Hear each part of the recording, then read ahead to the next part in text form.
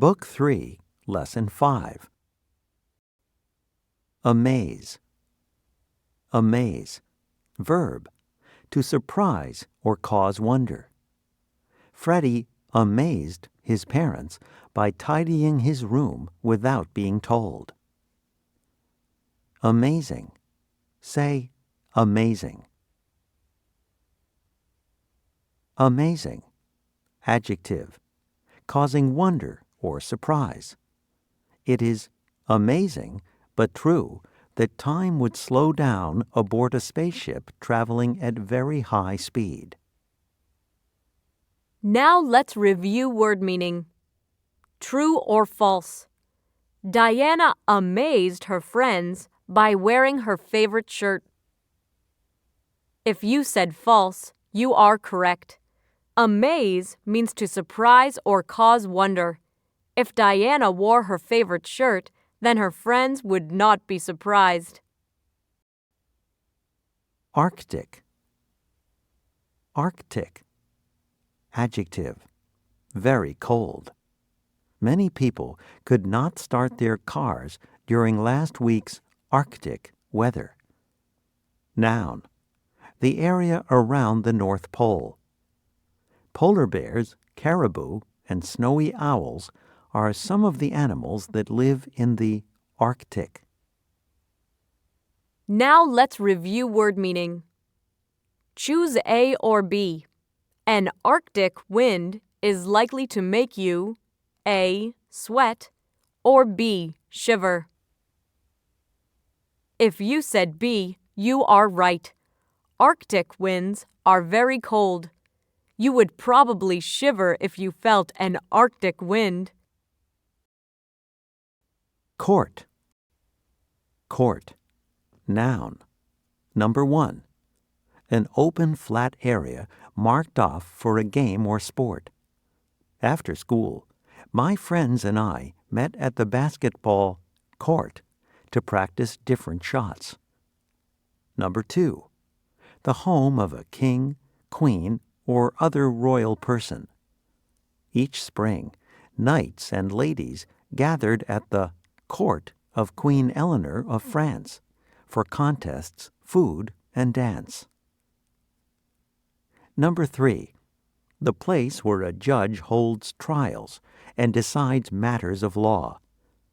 Everyone stood when Judge Jurgen entered the court and took her place on the bench. Now let's review word meaning. Yes or no? Tennis is played on a court. If you said yes, you are right. Courts are open, flat areas marked off so that people can play sports, such as tennis or basketball on them. Elect. Elect.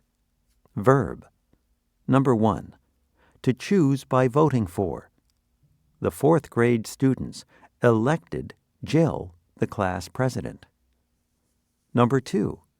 To make a choice. This year, Suilu elected to go to a summer camp closer to home.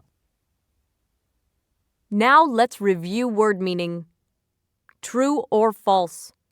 If you elect to read a book, then you are forced to read that book. If you said false, you are correct. If you elect to read a book, then you choose to read that book. You are not forced to read it. Interval. Interval. Noun. Number 1. A period of time between events. The announcer explained that there would be a 10-minute interval before the next race began. Number 2. A space between two things. The row of old oak trees bordering the road had been planted at intervals of 40 feet. Now let's review word meaning. Choose A or B. Which of these is an interval? A. A fence post, or B. the space between two fence posts. If you said B, you are correct. Intervals are the spaces between two things, such as fence posts or buildings. League. League. Noun. Number 1. A group of people that works together for a common purpose. The League began in 1993 to protect the wild lands in Alaska. Number 2. A group of sports teams that play each other to see which is best. Third baseman Ellis has the best batting average in our league. Now let's review word meaning. True or false? A baseball league is made up of more than one team. If you said true, you are right. In a baseball league, a group of teams play each other to find out which team is best. Limit. Limit. Noun. A line or point beyond which one may not go. At our library, the limit to the number of books a person can borrow at one time is 10. Verb. To keep from going beyond a certain point. Because the party will be in the park, we will not limit the number of people who can attend.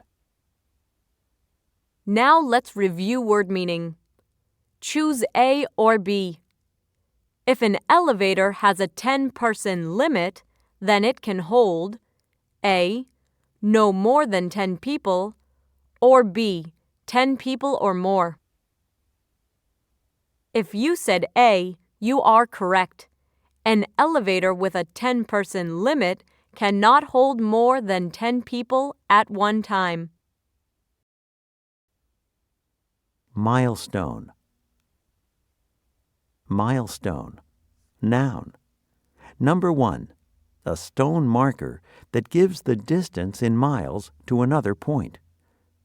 On our hike, we rested by a milestone that said Camden 26 miles. Number 2. An important event. Sending humans to the moon and bringing them back to Earth was an important milestone in the history of space travel. Now let's review word meaning. True or false? The invention of the airplane was a milestone in the history of travel. If you said true, you are correct. The invention of the airplane changed the way people travel. It was an important event, or milestone, in the history of travel. Recreation. Recreation. Noun. Anything a person does to relax or have fun. Play. Sally's favorite recreation is ice skating. Now let's review word meaning. Yes or no? Swimming is a popular type of recreation.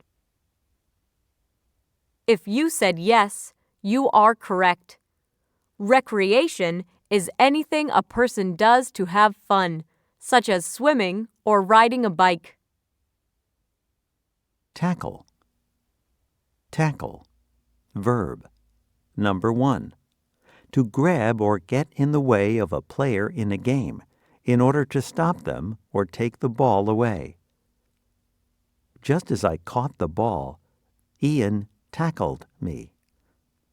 Number 2. To do or try to do something.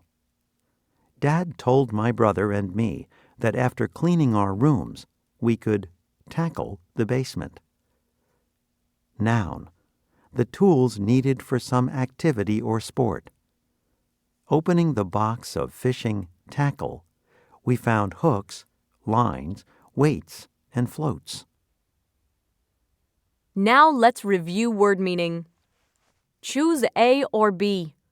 When you tackle a math problem, you A. Do not look at it, or B, try to solve it? If you said B, you are correct. To tackle something means to do it or to try to do it. Next, let's move to today's story. Hoop, hoop, hooray. Mention basketball and a few names come to mind. One name might be Larry Bird or Michael Jordan or LeBron James. But did you ever hear of James Naismith? Here is a clue. The full name of the Basketball Museum in Springfield, Massachusetts, is the Naismith Memorial Basketball Hall of Fame. Let's discover who James Naismith was. Why is his name the first in the history of basketball? In 1891, Naismith was teaching physical education at a college in Springfield. The director of the department was Luther Gulick. He was looking for a new kind of recreation during the winter months for the young men at the school. New England's Arctic weather made outdoor games impossible. Students found indoor exercises boring. Gulick wanted a game that could be played within the limits of their indoor space. Naismith went to work at once. He decided that skill at handling and throwing the ball, not speed or strength, was what the game needed. The goals should be above the players' heads at each end of the playing area. Then only a curving shot would score. 9 players on each side seemed the right number. Soon, Naismith had drawn up 13 rules listing what could and could not be done during the game. A player could score from anywhere on the court. There was to be no running with the ball and no tackling. There would be 2 periods of play, each lasting 15 minutes. There would be only one interval, or break. Luther Gulick liked Naismith's idea. On December 21, 1891, the world's first basketball game took place, but it still did not have a name. By chance, the person who helped name the game was the school janitor. Naismith had asked him for 2 wooden boxes to use as goals. There were no boxes of the right size. Instead, the janitor found 2 peach baskets. These worked well for the goals. One of the players, Frank Mahan, suggested that the game be called Naismith Ball. With a name like that, Naismith replied, the game would never catch on. Then Mahan thought of the peach basket goals. Basketball, he said. And so it was. The new game quickly became popular. The first National Basketball League was formed in 1898. It had 6 teams. There were other important milestones in the game's history. In 1936, basketball first became an Olympic event. That year, the United States team won the gold. In 1947, wheelchair basketball began. Today, basketball is played in almost every country in the world. The best record in basketball belongs to the Edmonton Grads. They were an amazing women's team from Canada. They played 522 games from 1915 to 1940. The team won all but 20 of them. James Naismith said of them, "They are the finest team that ever stepped on the floor." Curiously, Naismith, who died in 1939, played in only 2 basketball games. The first was in 1892 and the second in 1898. When asked why he had played so rarely, he replied, "I just never got around to it." James Naismith was elected to basketball's Hall of Fame in 1959. The end.